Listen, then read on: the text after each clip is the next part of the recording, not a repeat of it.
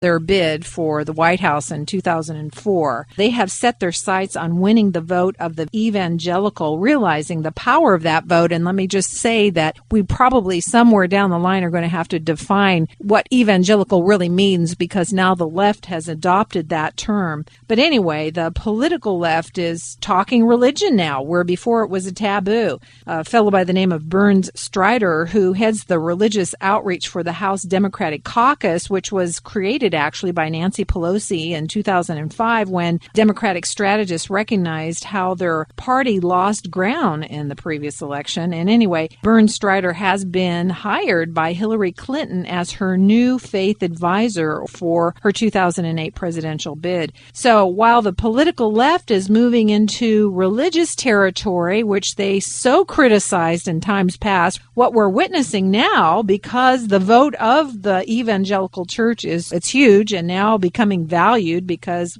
they want to win. We are witnessing at the same time the religious left moving into politics, advocating for their positions, many of which you've already talked about, Deborah: poverty, the environment, against the war.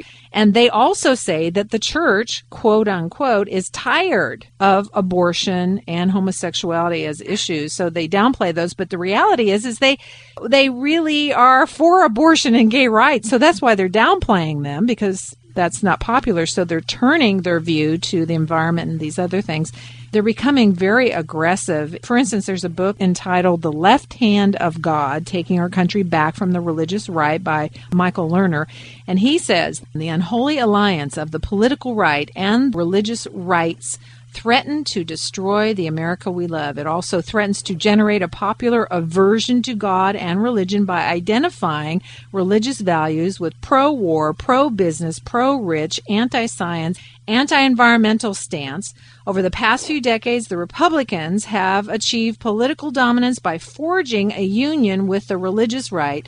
This marriage has provided a sanctimonious veneer for policies that have helped the rich get richer while ignoring the needs of the middle class and the poor, dismantling environmental and civil liberties, protections, and seeking global domination. He goes on to say the right champions the materialism and ruthless selfishness promoted by unrestrained capitalism, and then laments the moral crises of family instability. So, Deborah, this just proves what you've just said, and a big part of it is this Marxist anti-capitalist mentality. Yes, and what you've got is the broadening of the definition of evangelical. We understand it to mean salvation, personal salvation, evangelism, Bible reading, prayer, and mutual accountability. But what they're doing is including such things as health care, renewable energy, some of the other topics that you addressed. And they've done such a good job that a poll that the Newsweek magazine put out in 2006 said 42% of the people believe that the Democrats do a better job at protecting moral values than Republicans do. And so what we're doing is redefining moral values. We're narrowing what the Washington Post has called the God gap by greening the religious right and causing Democratic strategists and people who call themselves conservative evangelicals to merge in promise of a measurable shift away from one party to the other. Audrey, the political left, as we're talking about here, is trying to garner support in the church. Al Gore, Hillary Clinton, Barack Obama. Even if they don't lead with religion, however, they seem to be doing that more and more. I mean, how many times now have we heard Hillary Clinton, for instance, say that health care is a moral issue? Yeah. I think they're just using the church, and that's why we need to talk about this. And, of course, they have the major media on their side who colors the issues just right and then pitches it to the public. And, yeah, they'll draw some evangelicals, those that are not really they're a little ignorant about their beliefs, and with the social gospel, reaching out to the poor because Jesus commanded it, but then they'll do it through forced redistribution of wealth, i.e. welfare, social programs, and what do we call that? Socialism. We can no longer go on just because somebody says they're a Christian or says that they believe in Jesus or that Jesus is my Lord or whatever. From a political standpoint, when we're looking at candidates, we've got to look at the issues and we've got to know the background and who's behind some of the movements and the issues that are being promoted if we want to be able to discern what's really going on here. You know, Cliff Kincaid of Accuracy in Media writes about a gathering in Memphis, Tennessee that happened not too long ago. There were about 2,000 activists there in an effort to push the Democrat Party further to the left and get more, quote, progressive voices. As we've all noticed, they're not liberals anymore, they're progressives. And they want to get those progressive voices in the media while proposing to use the power of the federal government to silence conservatives. As a matter of fact, several speakers there, including Senator Bernie Sanders and Representative Maurice Henshey, declared that they think Congress should use a new federal fairness doctrine to target conservative speech on television and radio. What do you think about this fairness doctrine? Ridiculous. I mean, the whole thing is done by design.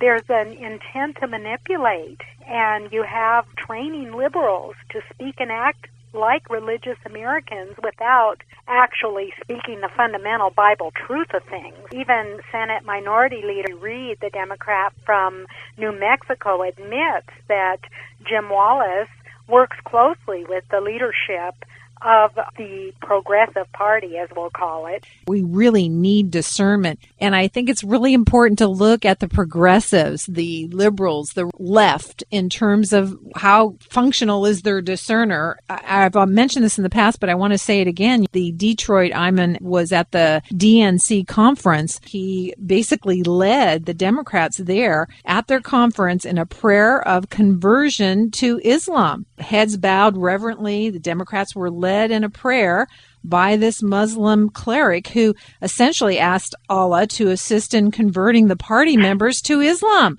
I mean, where's the discerner here, Audrey? There is no discernment there. It's just amazing to me. And these are the ones that are trying to woo the right, woo the religious right with mere words. It's foolishness because that's their mistake. They do not think that we're very deep. They think we can be persuaded by words. I don't think they got it. I mean, they didn't even realize what happened. Let's call it what it is. Yeah. Oh, so do we want people with that level of discernment in head offices of the United States? As we're talking about the emergence of the religious political left, Hollywood, everyone knows, is very political and very liberal, but now they seem to really have been moving into the issues. I think maybe starting with Michael Moore in terms of on a large scale, his documentaries are really just long, expensive ads, I think, for issues. But what other issues in film or in television are either emerging or are developing a real stronghold through this media for the religious left agenda? Well, Sharon, their agenda falls clearly with the left, and they zealously incorporate their themes into their productions. And we're talking about issues such as extreme environmentalism, the normalcy of homosexuality, the normalcy of and right of same-sex marriage, and the redistribution of wealth to care for the poor, or giving the poor a fish and make them dependent upon the giver instead of teaching the poor to fish. They accomplish this through carefully weaving the ideas into scripts, evoking empathy for the issue and or disarming the audience by making them laugh at the issues. They're very clever, very creative. Unfortunately, they're using it for, in my opinion, insidious means. We've seen lots of pictures of Hollywood stars supporting different candidates and so forth, but now what I see coming out is more emphasis even on issues than on candidates. I mean, we had Leonardo DiCaprio speaking at the Oscars saying that for the first time in the history of the Oscars, this show has officially gone green. Obviously, that was because of Al Gore's presence there. So do you see that as part of the performing arts, more emphasis on issues? Oh, definitely. It's really part of a very subtle and entertaining brainwashing of the masses. Much polling's been done by companies such as Barna, and have found that attitudes toward issues such as homosexuality and the environment have changed dramatically to the left. Not because the left is correct, but because they have reached the audience at a base level, their feelings and emotions. There's a lot of talk about a carbon footprint. Well, the biggest footprint in the movies of the religious left is the environment. They literally worship at the altar of Mother Earth. And proof of that is Al Gore winning that award for his flick. How powerful and effective do you think it has been, will continue to be, to use this arena to win the public over, not just on moral issues, but in terms of the political issues we've been discussing. Oh my gosh. Very powerful, very effective. Joseph Goebbels, the Nazi mastermind of deception, said, if you tell a lie long enough, it becomes the truth. So that twisted philosophy still works today, and the left is utilizing it, and utilizing it in Hollywood. For instance, let's just take a look at just a few films from last year that incorporated environmental issues into their script. Man of the Year, An Inconvenient Truth, The Ant Bully, Happy Feet, Aquamarine, Hoot, Over the Hedge, Who Killed the Electric Car, Barnyard, The Original Party Animals, Open Season, Flicka, and Fast Food Nation. Now, what I find insidious about many of these is that they were incorporating these ideas into animated features. That means that, guess who's going to watch it? Children. Yeah. And they're vulnerable, and that is their target. See, because we may be more informed, but the children aren't. They're very vulnerable, and that's who they're targeting. And parents are not paying attention or connecting the dots that this is really entertainment propaganda. I think you used that term. Absolutely. Well put. Well, ladies and gentlemen, we are done for this time on this issue, although you can tell that we've just gotten started, and we promise you that we will address this issue again.